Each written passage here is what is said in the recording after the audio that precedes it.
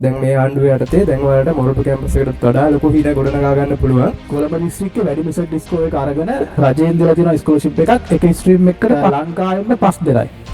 එතකොට ඒකට මේ අය තීරලා ඉන්නවා අවුරුද්දකට මිලියන 20 ගානේ අවුරුදු 4ක් මිලියන 80ක ස්කෝලර්ෂිප් එකක්. Taman කැමති රටක් Taman සිලෙක්ට් කරගෙන Tamanට යුනිවර්සිටි එකට ගිහින් ඉගෙන ගන්න පුළුවන්. ડોක්ටර්ස්ලා කියනවා සතියක් කරනම් ඇඳෙන්න නැගිටින්න එපා කියලා. ඊළ තිබ්බේ අය යන එක මොරටුවේ. මටත් කතා කරද්දි මටත් පුදුම හිතුණා. මට අනිවාර්යයෙන්ම තේරුණා මේ පන්තියට ගියොත් තමයි මට ගොඩ යන්න පුළුවන් කියලා. එදාසගේ ටීචින් ස්ටයිල් එක දැකලා ආස හිතුණා. ඉතින් ඊනේ තමයි මොරටු කැම්පස් එකට නැගෙ. ඉංජිනේර කෙනෙක් වෙන එක තමයි යාළගේ කීනය. මැත්ස් කියන්නේ ඔයාලගේ ඉස්සරහා ජීවිතේටම බලපාන දෙයක්. මෙතනින් ඉගෙන ගන්න දේ ඔයාලගේ අනාගතයට අනිවාර්යයෙන්ම හරියටම බලපාන.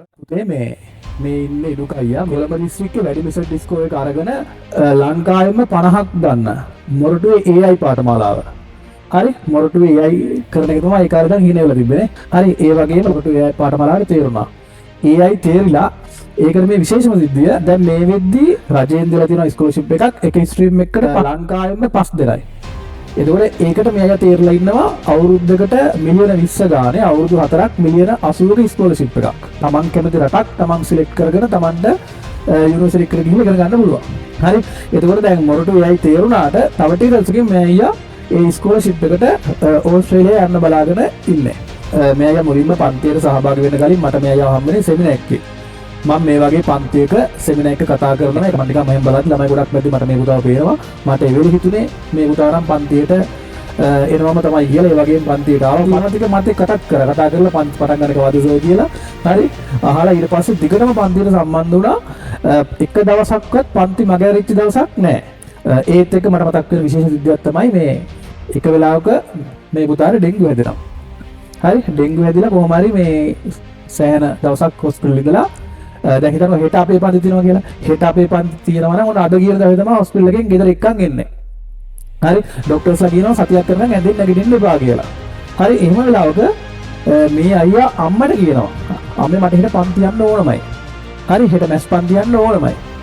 හරි ඒ විදිහට පස්සේ අම්මා කියනවා පුතේ එහෙම යන්න බෑ. පස්සේ කොහොම හරි අම්මා මට කතා කරලා කිව්වා සර් මේ බලන්නකෝ මේ පුතා හෙට පන්ති එන්නමෝ කියනවා. දැන් මේ ගෙදර එක්කන් ආවා විතරයි. එතකොට කොහොමද මේකට පන්ති වන්නේ මේ පුතා කියනවා වීල් එක හරි මාව දාගෙන යන්න කියලා. හරි. ඉතින් මේ බලන්න මොන තරම් උත්සාහයක්ද කියලා. දැන් සාමාන්‍යයෙන් දැන් ගොඩක් ළමයි ගත්තාම පොඩි අසනීපයක් වුණත් පන්ති යන්නේ නැහැ නේ. ගොඩක් ළමයිට තියෙන මේ ගමන් අනවශ්‍ය ගමන් නිසා පන්ති පාඩු වෙනවා. ඕකට මම කොච්චර කෑ ගහනවද? අපි බලන්නකො මේ අයගේ මොන තරම් ගටක් තිබුණාද කියලා ඒ වෙලාවේ. හරි. හැමදාම පන්ති ආවා පන්තියෙන්න බැරිම අවස්ථාවකත් පන්තියෙන්න. ඒකේ අවසාන ප්‍රතිඵලය තමයි දැන් මේ වෙද්දී හීන තිබ්බේ අය යන එක මොරටුවේ අය තේරිලා හරි ඉන් එහා ගිය ටාගට් එකක් කොහෙද ඉන් එහා ගිය හිතුවත් නැති අවස්ථාවක් ලැබුණේ. දැන් මටත් කතා කරද්දි මටත් පුදුම හිතුණා. පන්තියේ දැන් කතා කරන්න ඕන අය කෙනෙක් මේ අය නම් හරි අපි අවස්ථාවක් දෙමු.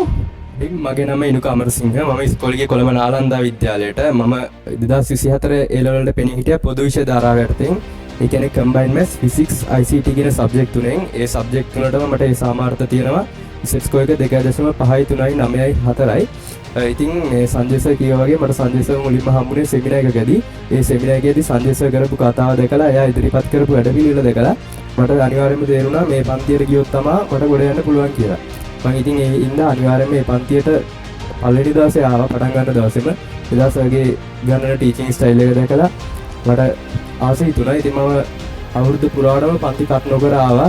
මොකද මේකේ මැත්ස් සබ්ජෙක්ට් එකක්. මැත්ස් සබ්ජෙක්ට් එකකට පන්ති කට් වුණොත් අය ඒ කට් වුණ ටික ආයෙ ගොඩ දාගන්න හරිම අමාරුයි. ඒ හින්දා ඔයාලටත් මම කියන්නේ හැමදාම පන්ති එන්න. මම කම්බයින්ඩ් මැත්ස් විතරක් නෙමෙයි අනිත් සබ්ජෙක්ට් දෙකටත් එහෙම ප්‍රමුඛතාවය ලබා දෙන්න. ඉතින් ඔයාලට දැන් මෙතන ගොඩක් ඉන්නේ මැත්ස් කරන අය ඔක්කොම මැත්ස් කරන අයනේ මැත්ස් කරන අයගේ හීනේ තමයි මොරටු කැම්පස් එකට නැගෙ. ඉංජිනේර කෙනෙක් වෙන එක තමයි යාළගේ හීනය. ඉතින් දැන් ඔයාලට දැන් සංජය සර් කියවා වගේ දැන් මේ ආණ්ඩුව යටතේ දැන් ඔයාලට මොරටු කැම්පස් එකට වඩා ලොකු හිණ ගොඩනගා ගන්න පුළුවන් ස්කෝලර්ෂිප් එකක් දෙනවා දැන් මේ අවුරුද්දේ ඉඳලා අයන් රැන්ක් වලට දෙනවා. ඉතින් ඔයාලට කියන්න තියෙන්නේ සංජය සර්ගේ වැඩපිළිවෙල ෆලෝ කරන්න.